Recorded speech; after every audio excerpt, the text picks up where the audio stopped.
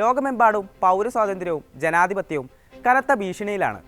സമീപകാലത്തൊന്നും കണ്ടിട്ടില്ലാത്ത വിധത്തിൽ ജനാധിപത്യവും മനുഷ്യാവകാശങ്ങളും ആക്രമണത്തിന് വിധേയമായിക്കൊണ്ടിരിക്കുകയാണെന്ന മുന്നറിയിപ്പാണ് ജർമ്മൻ ദുരിതാശ്വാസ സംഘടനയായ ബ്രോട്ട് ഫർ ഡി വെൽത്തിന്റെ പുതിയ പഠനം നൽകുന്നത്. നോക്കാം വിശദമായി. ഇൻഡെപ്തിലേക്ക് സ്വാഗതം.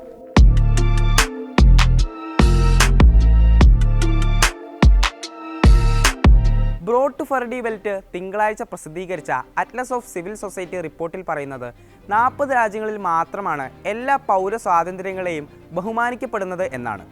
ലോക ജനസംഖ്യയുടെ വെറും 3.5% അത്. ഓസ്ട്രിയ, എസ്റ്റോണിയ, സ്കാൻഡിനേവിയൻ രാജ്യങ്ങൾ, ന്യൂസിലാൻഡ്, ജമൈക്ക തുടങ്ങിയ ഓപ്പൺ രാജ്യങ്ങളിലെ 28.4 കോടി ജനങ്ങൾക്ക് മാത്രമാണ് അനിയന്ത്രിതമായ പൗരാവകാശങ്ങളും സ്വാതന്ത്ര്യങ്ങളും ലഭിക്കുന്നത്.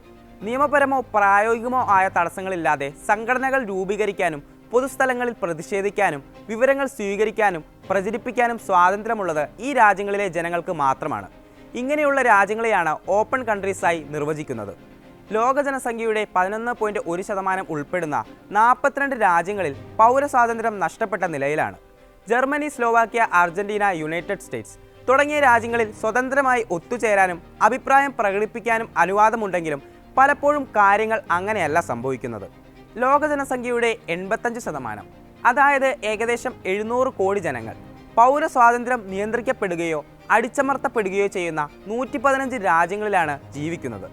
ഈ രാജ്യങ്ങളിൽ വിമർശനാത്മക ശബ്ദങ്ങൾ ഉയർത്തുന്നവരെ ഭരണകൂടങ്ങൾ കർശനമായി നിയന്ത്രിക്കുകയോ അറസ്റ്റ് ചെയ്യുകയോ കൊലപ്പെടുത്തുകയോ ചെയ്യുന്നുവെന്നാണ് പഠനത്തിൽ പറയുന്നത്. ഗ്രീസ്, UK, ഹംഗറി, യുക്രൈൻ തുടങ്ങിയ യൂറോപ്യൻ രാജ്യങ്ങളെ ഈ നിയന്ത്രിത വിഭാഗത്തിലാണ് ഉൾപ്പെടുത്തിയിരിക്കുന്നത്.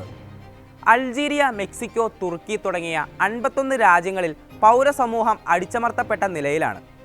ഈ രാജ്യങ്ങളിൽ സർക്കാരുകൾ വിമർശകരെ നിരീക്ഷിക്കുകയും തടവിലാക്കുകയും കൊല്ലുകയും സെൻസർഷിപ്പ് നടപ്പാക്കുകയും ചെയ്യുന്നുവെന്നും ഡാറ്റ പറയുന്നുണ്ട്. റഷ്യ ഉൾപ്പെടെ 29 രാജ്യങ്ങൾ ക്ലോസ്ഡ് അഥവാ മൂടപ്പെട്ട രാജ്യങ്ങളുടെ വിഭാഗത്തിലാണ് ഉൾപ്പെട്ടിരിക്കുന്നത്. ഇവിടെ ഭയത്തിൻ്റെ അന്തരീക്ഷം നിലനിൽക്കുന്നു എന്ന് പഠനം ചൂണ്ടിക്കാട്ടുന്നുണ്ട്. ഭരണകൂടത്തിന് നേരെ വിമർശനം ഉയർത്തുന്നവർ കഠിനമായി ശിക്ഷിക്കപ്പെടുന്നുവെന്നും പഠനം വ്യക്തമാക്കുന്നുണ്ട്.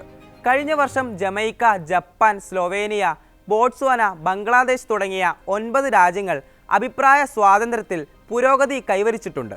എന്നാൽ Georgia, Burkina Faso, Kenya, Peru, Netherlands തുടങ്ങിയ 9 രാജ്യങ്ങളിലെ സ്ഥിതി മോശമായി തുടരുകയാണ്.